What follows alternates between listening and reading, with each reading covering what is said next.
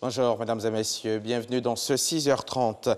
Le président de la République, Alassane Ouattara, est rentré hier, mardi, du Togo. Le chef de l'État y était pour prendre part au sommet conjoint CEDEAO-CEAC, suivi du 53e sommet ordinaire de la CEDEAO, avant de présider les travaux de la 20e session ordinaire de la conférence des chefs d'État et de gouvernement de l'Union économique et monétaire ouest-africaine. Le chef de l'État a été accueilli à sa descente d'avion par le Premier ministre Amadou Gon Coulibaly et plusieurs membres du gouvernement. Sur place donc au Togo, à Lomé au Togo, le président de la République a présidé lundi les travaux marquant la 20e session ordinaire de l'UEMOA. C'est en sa qualité de président de la conférence de cette union. Le chef de l'État a saisi l'occasion de cette rencontre pour demander la solidarité de tous face aux problèmes sécuritaires évoqués au cours du sommet conjoint CEDEAO au CEAC. Le reportage sur place de notre envoyé spécial à Lomé, Jérôme Kofi Abolin. Une préoccupation parmi tant d'autres. Il s'agit de la menace sécuritaire. Cette question à l'ordre du jour du sommet conjoint CEDEAO-CEAC à Lomé, le président de la République de Côte d'Ivoire, Alassane Ouattara, y met l'accent aux travaux toujours dans la capitale togolaise de la 20e session ordinaire des chefs d'État et de gouvernement de l'UEMOA. Travaux qu'il préside en tant que président de la conférence de cette union. Le président Alassane Ouattara en saisit donc l'occasion pour en appeler à plus d'action et de solidarité face à ces problèmes sécuritaires qui n'épargnent aucun pays. Cette situation rappelle plus que jamais l'importance de la solidarité entre les États membres de l'Union et de la mise en œuvre effective du plan d'action pour la paix et la sécurité dans l'espace UEMOA, adopté le 5 juin 2016 à Dakar. Je voudrais, en votre nom à tous, saluer l'action du comité de haut niveau sur la mise en œuvre du chantier paix et sécurité sous le leadership de son Excellence M. Macky Sall, président de la République du Sénégal. Face à ces menaces devenues malheureusement récurrentes, le relèvement du défi de la stabilité, de la paix et de la sécurité est primordial dans notre Union, en raison du caractère de plus en plus régional et international des menaces qui pèsent sur nos pays. Il est impérieux de mutualiser nos efforts pour une réponse collective, car l'insécurité n'a pas de frontières. La Côte d'Ivoire, dans le cadre de son mandat et de sa prochaine présidence du Conseil de sécurité des Nations Unies en décembre prochain, poursuivra ses efforts en faveur d'une plus grande mobilisation et d'un soutien ferme des grandes puissances et des Nations Unies aux opérations de paix de l'Union africaine et du G5 Sahel. J'ai la ferme conviction que la conjugaison de nos efforts, de nos forces et de nos moyens permettront d'assurer la quiétude et la sécurité dans notre Union. Par ailleurs, s'agissant de la situation économique de la zone UEMOA, le président Alassane Ouattara salue les avancées en demandant toutefois la consolidation des acquis. Aussi, le chef de l'État ivoirien, rappelant des tensions sociopolitiques dans certains pays, estime-t-il que le dialogue inclusif demeure le moyen le plus sûr pour un consensus national. Pour le président Alassane Ouattara, seule la préservation de la paix et la stabilité peut garantir le développement dans tous les pays. Parlons à présent lutte contre la surcharge routière dans l'espace UEMOA, une lutte engagée depuis 2005 avec l'adoption du règlement 14 relatif à l'harmonisation des normes et des procédures de contrôle de gabarit du poids et de la charge à l'essieu des véhicules lourds de transport de marchandises. Mais c'est seulement après la déclaration du 28 septembre 2017 que la lutte a porté ses fruits. Et 10 mois après cette déclaration, la surcharge a pratiquement disparu. Notre constat sur le terrain dans ce dossier signé du service économie de la rédaction, Justine Seydjike.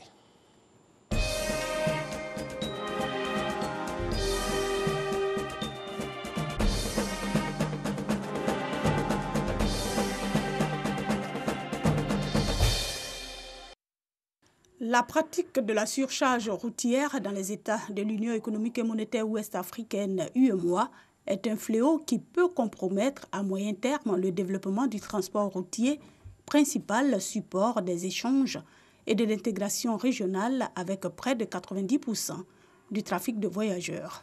Le marché commun, outre l'harmonisation des législations, notamment en matière fiscale, repose sur deux grands piliers: la libre circulation des personnes et des biens et le droit d'établissement. Ça ne peut être effectif que lorsque on peut circuler librement d'un État à un autre dans l'espace de l'UEMOA. Donc c'est un patrimoine qui est utilisé avec une forte pression, et la pression est encore plus forte avec la surcharge qu'on a constatée sur les routes.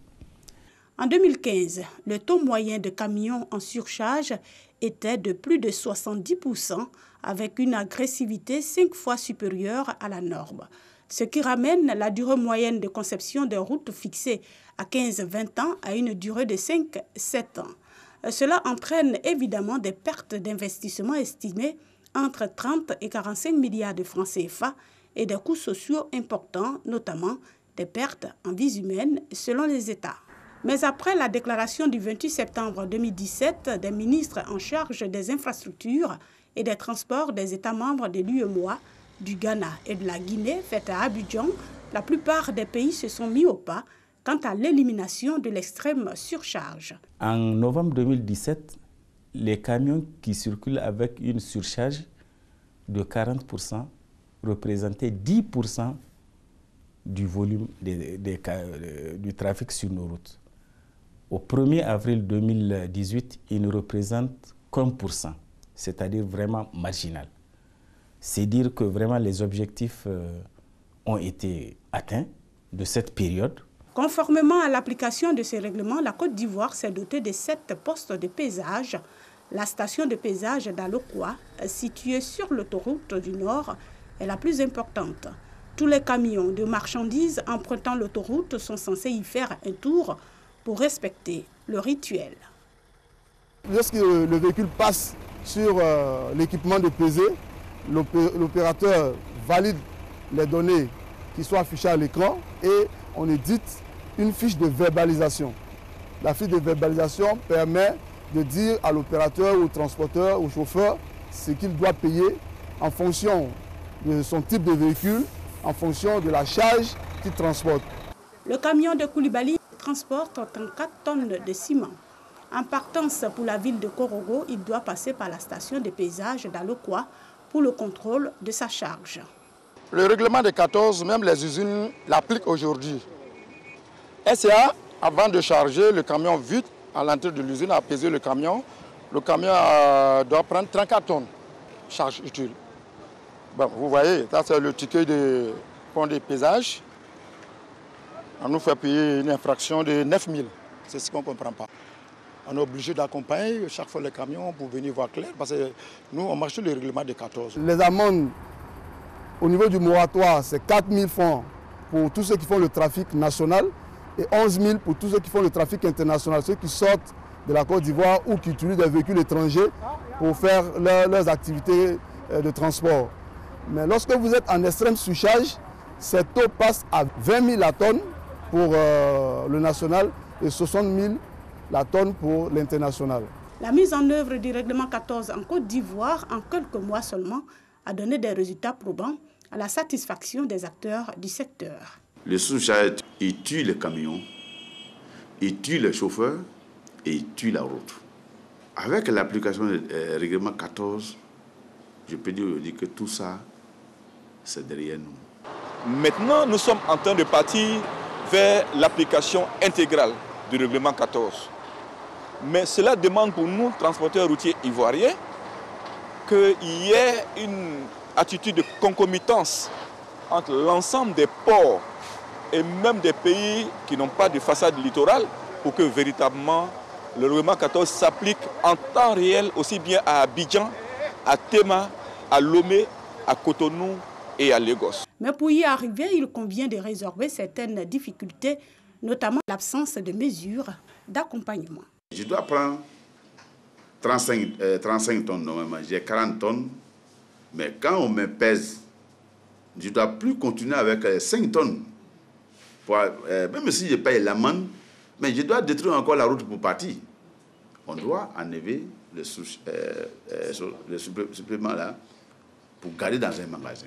Deuxième chose, nous avons demandé toutes les sociétés, les cimentiers, tout le monde n'a qu'à être occupé de pompes bascules. L'éradication totale des surcharges est un gage de la préservation et de la durabilité des infrastructures routières en Afrique de l'Ouest. C'est pourquoi l'engagement ferme de tous les États membres de l'UEMOA, à l'image du Niger, du Ghana et du Togo, à lutter contre la surcharge, est un impératif.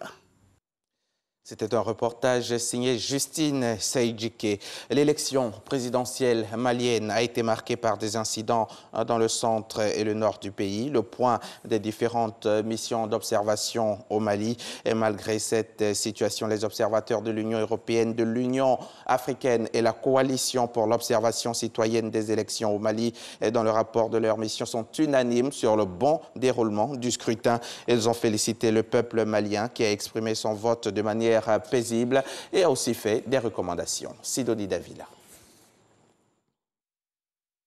La présidentielle de 2018 au Mali, un scrutin satisfaisant, calme et acceptable. C'est le constat fait par l'Union africaine et une mission nationale d'observation, la COSEM, Coalition pour l'observation citoyenne des élections au Mali. Dans l'ensemble, le vote s'est bien déroulé et les procédures de vote ont été bien respectées dans les bureaux observés, au regard des données recueillies par les observateurs et observatrices et traitées par la COSEM. L'Union africaine salue les efforts du gouvernement, de la classe politique, la société civile, les populations, de la presse et de tout le peuple malien et de la communauté internationale qui ont concouru au scrutin globalement acceptable.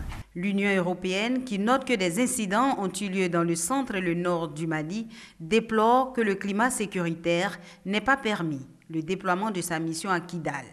L'Union européenne fait quelques recommandations pour une crédibilité du scrutin.